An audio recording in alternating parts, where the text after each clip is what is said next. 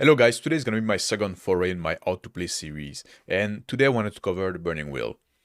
And again, those are not meant to be deep dive, they're not meant to sell you on the game or tell you what the game is about, they're not meant to make you an expert, nor will I try to make you ready to run the game. Those videos are just for if you were to be invited to join a game on short notice, you could watch them and be able to follow along. I will also not cover character creation, as you can just follow the book for that or use a pre-gen character. And this is not a review. I'm not going to comment about the design of the game, nor will I talk about the politics of the author. And maybe I will make a companion video to this one that will be more of a critique, more of the design discussion. The Burning Wheel is the dice pool system with d6s.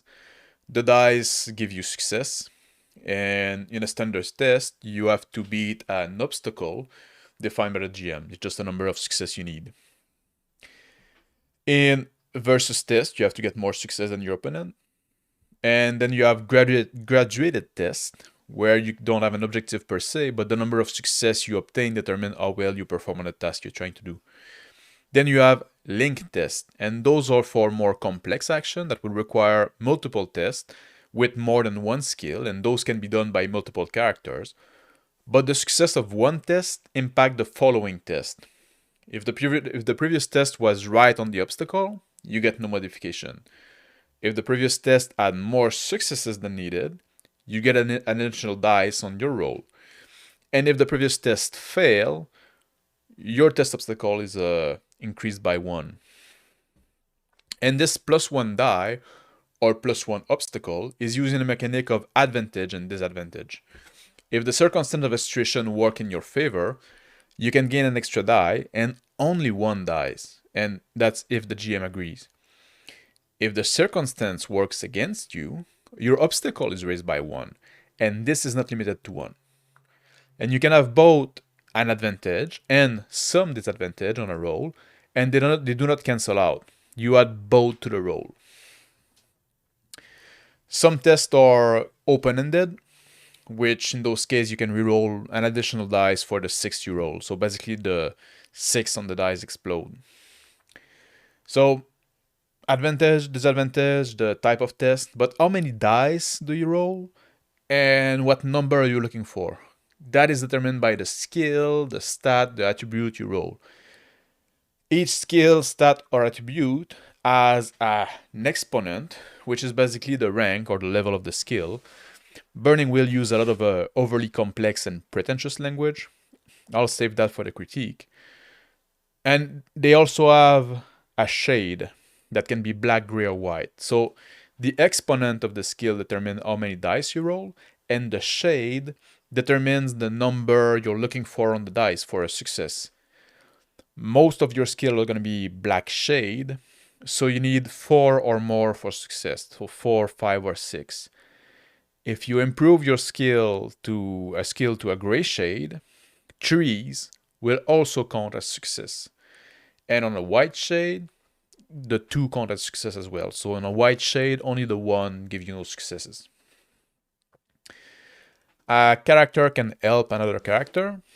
So, and if you do so, the player will have to land 1 dice or sometimes 2 dice to an ally that roll a test. And there's a limitation when you can help another character with a skill for if the other character is rolling a skill or a stat test, but you cannot help with a stat to help another skill. So skill can help skill or stat can help stat but not skill, and circle can help circle, and resource can help resource. I'll talk about those a little more later. If the exponent of the skill that you're using to help is 4 or less, you grant 1 dice. If it's 5 or more, you can help with 2 dice. And when helping, it's important to distinguish the dice that come from the help, so the character can know if they were actually helpful or not. Then there are the forks, and there's a lot of subsistence in that game. Forks is basically you helping yourself. If you're testing for a skill and you have another skill that could help, this other skill can grant an additional dice for your test, or 2 additional die if the skill that you're forking is 7 or more. Each skill is linked to a stat. They call that the root. If you don't have a skill, but you would need to make a test for it, you rule its root stat, but the obstacle is doubled. So let's talk about those stats, attributes, skill, and other things that constitute a character. A character has 6 stats, which are will, perception, agility, speed, power, and constitution, which the designer insists on calling fort for no good reason. So will is about the social stuff, your resilience, your empathy. Perception is pretty much self-explanatory. It's about how acute your senses are. Agility is how nimble you are. Speed is how fast, but also how coordinated. It's like the basis, the root for skill like dancing and stealth. So it does kind of step over agility quite a bit. Power is your strength. It's important for damage. And fort is how tough you are. Then you got attributes, which are derived from stat sometimes. I won't go into the details for that. This is part of the character creation, so it's beyond the scope of this video. The attributes are health. It's how well you can recover from injury, how much you resist pain and fatigue. Reflexes, which is not tested, but determine how often you can act in a fight. Steel, which is basically your moral. And mortal wound, which is also not tested, but represent how much injury you can take before dying.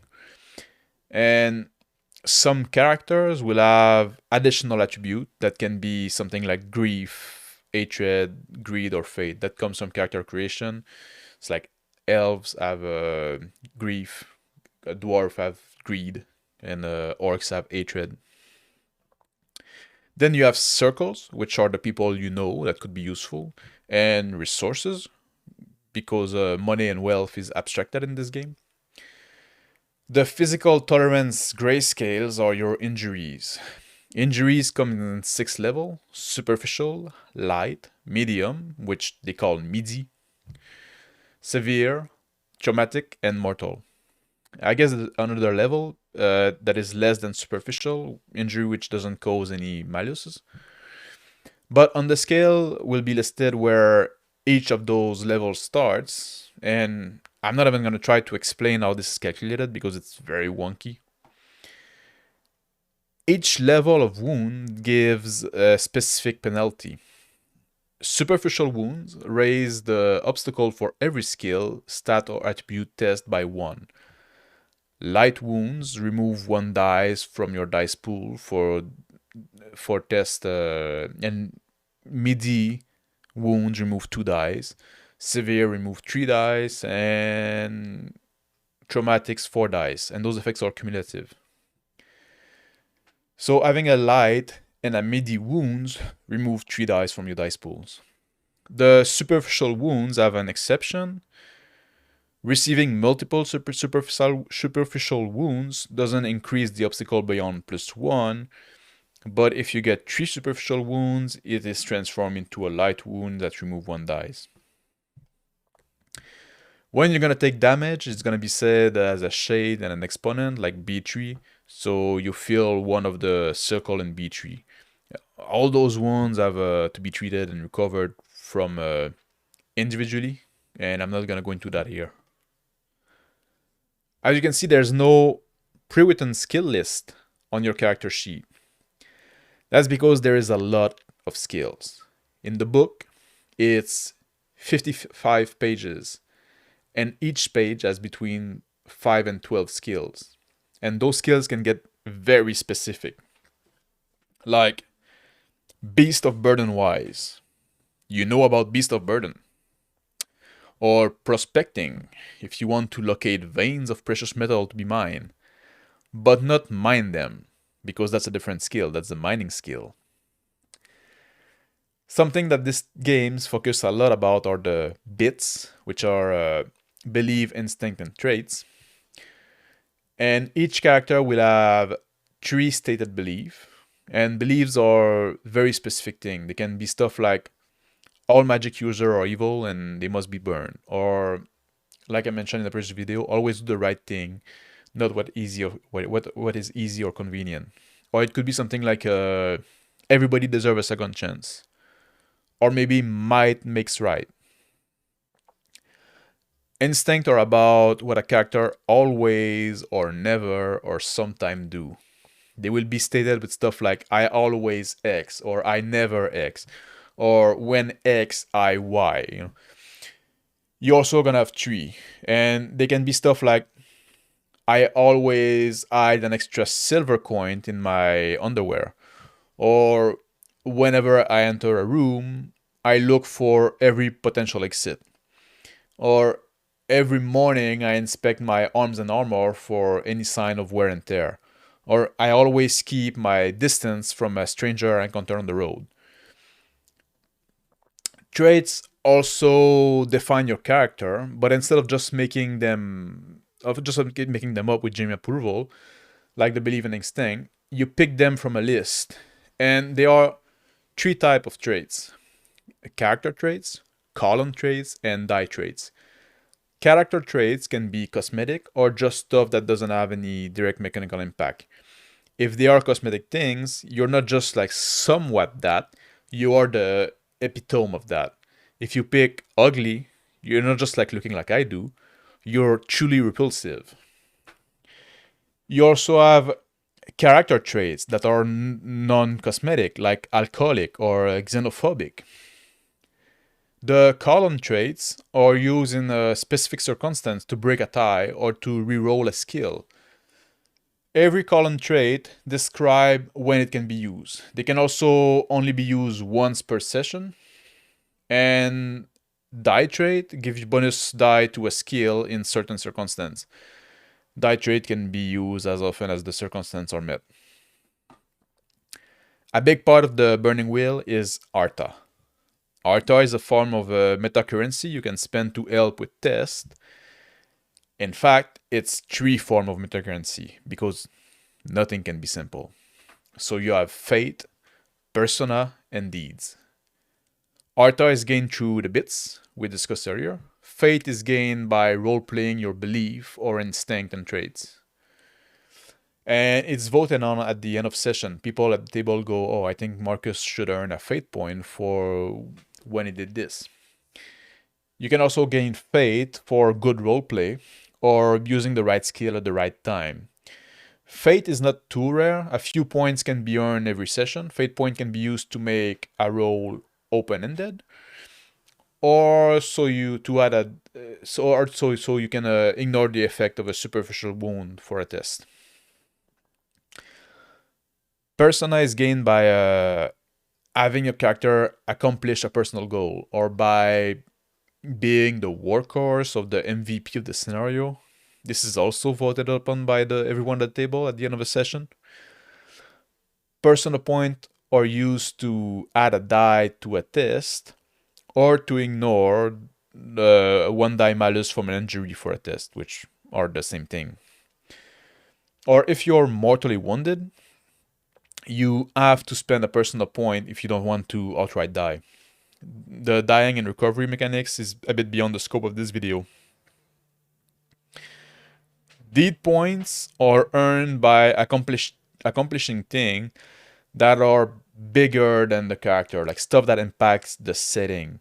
They can be spent to double the exponent of a skill or an attribute of a stat, or they can be used to reroll all the dice on a test that failed to grant a success.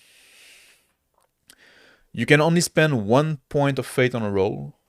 You can spend between 1 and 3 points of persona on a roll, or 1 or 2 deed point on a roll. The deed point is going to be 1 to double your dice, and then 1 to reroll all the dice that gave no successes.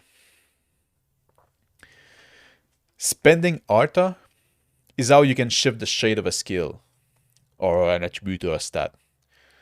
Once you have spent 20 fate point, 10 persona point, and 3 deed point on a skill or stat or attribute, you can shift it by one shade, like from black to gray or from gray to white. And while we're on the subject of character advancement, the exponent of your skill and attributes is raised by making tests with them. It doesn't matter if you succeed or not. How many tests you have to attempt, that depends on the current exponent. You'll need to make some easy tests, a certain number of easy tests, a certain number of difficult tests, and a certain number of challenging tests. And what is an easy, difficult, or challenging test? That also depends on your current exponent. There are charts as to what constitutes an easy, difficult, or challenging test based on your current exponent, and charts on how many tests of each you need for a skill or a stat. Hopefully the GM will tell you the difficulty of a test for your character when you have to take it. Because two characters doing the same test with the same difficulty, if it can be like for one it could be like an easy test, and for the other one a challenging test if they have different exponent at the moment. And challenging is tougher than difficult in that game, in that context. The last thing I want to talk about in this video is combat, proper fight, and duel of wits. Burning Wheel has pretty involved mechanics for fight and duels of wits. But even the game suggests that to resolve combat, like if the combat is not too significant, just resolve it with a simple opposed roll. But if the fight is more meaningful, they have this procedure when you script your action in volley. You have like 3 volley in a round, and your reflex exponent determine how many action you have in a round, and you divide up those action evenly, or as evenly as you can, between the 3 volleys. And then for each of those action, you pick an action. And those actions are stuff like strike, block, block and strike, or block, or great strike, or avoid, or counter strike, or change stance, or feint, disarm, knock and draw if you're using a bow.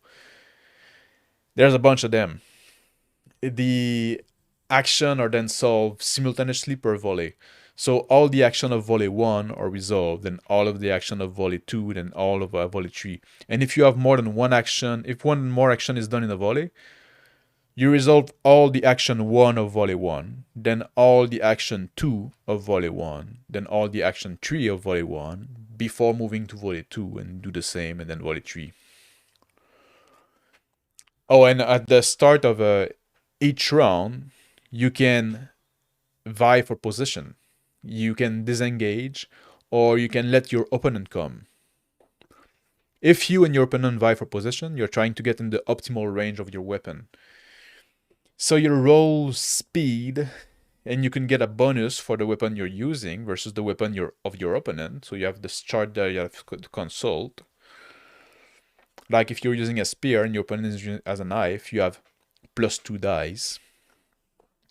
If you disengage, you'll test your speed with a bonus die, so +1 die. And you look at the chart for weapon length advantage, and if you win, you cannot act against your opponent, but he cannot act against you either. If you lose or you tie, you're in your opponent optimal range. If you let them come at you, you just don't roll. You let your opponent get into the optimal range, or the range you prefer. If both of you use the same length weapon, that's oftentimes what you're gonna do. The fight action, and I'm not kidding, it takes 15 pages in the books with very little art. Like there's not even one full page of art. It's very detailed. Like strike, which is a very basic action. You can use it with your weapon, with your brawling, with your boxing skill. The success over what you need are going to be used for damage, and you can only do a number of consecutive strike equal to your weapon speed. The weapon speeds are between 1 and 4, but some weapons have an X, meaning that they don't have a limit, like a knife. You can use as much as you want. So if you have more action than the speed of your weapon, you won't be able to do just a bunch of strike. You'd have to break them out with other action.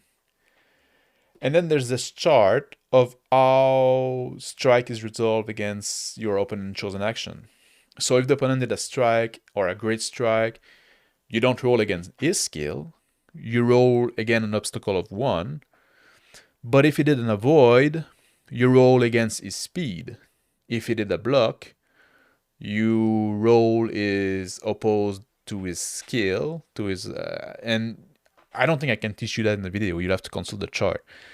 I just want to make you aware of the general concept on procedure. You got this big chart there. You look what you did. You look what your opponent did. It tells you what to roll, what he roll. That's how it goes. Some action have requirement. Some require 2 action. Like a great strike require 2 action. So you need to have a reflex score above 3. So if you want to be able to use it.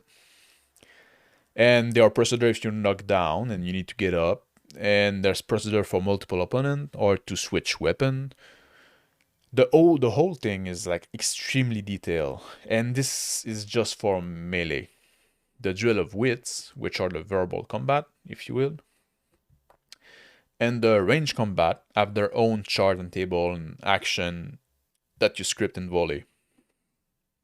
Range and cover in duel of wits, it's only 1 action per volley. Range combat is they refer to as range and cover.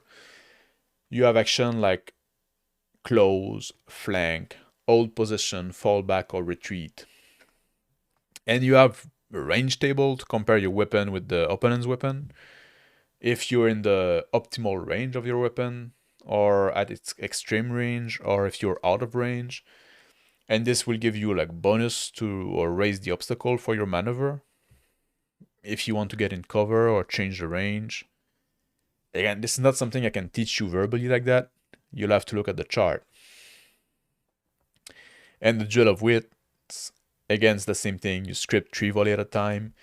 The action you choose from are stuff like make a point, dismiss, obfuscate, a rebuttal, you incite, etc. There's no range and maneuver for duel of wits, so there's at least that. But the resolution of the action have a similar chart where you compare the action you scripted versus what your opponent scripted. And then it tells you what to roll again versus what. I didn't mention damage. Yeah, there's quite the procedure there again. So if you hit, like with when you resolve your scripted action. So you think damage is going to be simple? Of course it's not. At this point, I almost feel like it's a joke, but no, like if you succeed in one of your action to land a blow on your opponent, so the opponent will declare where he wants to take the blow. So he's going to say something like, oh, my legs are open, or my arms are open, or my torso is open. There's 4 sections that you can take a blow on, like torso, head, legs, and arms. Then you can use your extra success that you scored on when you roll for your attack, for your strike or whatever. And with those extra successes, you can move the location of the blow. So if the opponent say, oh, my legs were open, so this is where the blow is going to land, then you can say, oh, no, I'm going to use 1 success and it's going to land on your chest. So it costs 1 success to grow from the torso or the arms to somewhere else, and 2 success to go from the legs to the head or from the heads to the leg. Then, when you chose a location where to land it, you can do incidental damage with your weapon. The rating of the incidental damage is equal to your power plus the power of the weapon divided by 2, and it's rounded up. So if your power is 4 and your weapon's power is 3, your incidental damage will be 4 because it's 4 plus 3, that's 7, divided by 2, that's 3.5, and then you round up to 4. If you still have success left after moving the location of the hit, then you can use those success to raise the level of damage of the weapon. So every weapon has a add score. This is the number of success you have to spend to bring the damage from incidental to mark or from mark to superb. So if the weapon has a add of 2, you need to spend 2 successes to bring it to mark and 4 successes to bring it to superb. If you do mark damage, instead of half your power and the power of the weapon, you just do your power plus the power of the weapon. So basically twice as much. Not quite because of the rounding thing, but... And superb damage is 1.5 times your power plus the power of the weapon. But this time you round down. So now you can know the type of damage that your opponent has to mark on his sheet. So that's where you're going to say, oh, I'm causing B6 damage. But not quite, actually. Because, and I'm not kidding there, the damage calculation and armor reduction takes 55 pages in the book. The one thing I mentioned is like armor can ward off damage, which is to be expected, but it doesn't reduce damage. It cancels it out completely, or it let it pass completely. When a blow hit a part of the body that is covered by armor, an armor roll is made. Each type of armor has its own exponent and shade, like a gambeson will give you 1 die, and full plate will be 6 dice. Basic armor is all black shade. If the chest is hit, the armor is thicker there, so it will have an additional die. The obstacle of the roll is 1 plus the versus armor rating of the weapon. If you look at the graphic here on you got like a weapon got the VA score. That's the versus armor score. Like an axe is gonna have a versus armor of 1.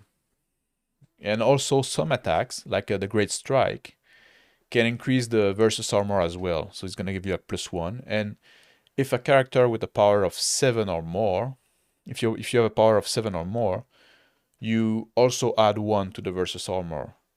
So if you have a character with a power of 7 that is doing a Great Strike with an axe, it would give you a versus armor of 3. So the armor roll would need 4 successes to ward off the damage. 1 roll on armor roll means that the armor get damage. If it's standard armor, it will lose 1 die of protection regardless of the number of 1 roll. If it's poor quality armor, you lose 1 die of protection for every 1 roll. If it's superior quality armor, if you roll a 1, you can roll a dice, and only if this other dice also come up as 1, your armor gets damaged by 1 dice of protection. I think this is gonna be enough for an introduction. This game has a lot of subsystem, and it goes quite deep in the details. I wanted to try to make a how to play video about it because it's so difficult to teach, and it was like a challenge for myself. Also, I'd like to make a video talking about some of the design element of the game and some of the flaw and something that I think could have been done better. I don't know if I will do it or when. Putting this presentation together was a lot of work, I'm not gonna lie. I don't know if this is gonna be useful to anyone, but I hope you at least found it interesting. I thank you for watching. If you have questions, feel free to ask down below. Or if you are familiar with the game and you think that I missed something important, or if I got something wrong, write it down as well, and I pin the comments so others can see. Have a good day and take care.